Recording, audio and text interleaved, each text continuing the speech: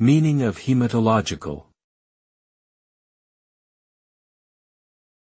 Hematological. Hematological.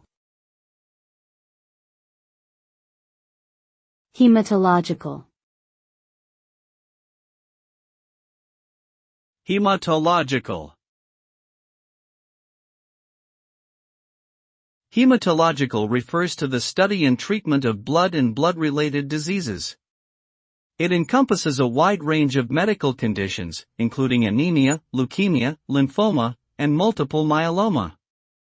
Hematological tests are used to diagnose these conditions and monitor their progression or response to treatment. These tests may include complete blood count, CBC, blood coagulation studies, bone marrow biopsy, and genetic testing. Treatment options vary depending on the specific diagnosis, but may include chemotherapy, radiation therapy, stem cell transplantation, or immunotherapy. Early detection and prompt treatment can improve outcomes for many hematological conditions.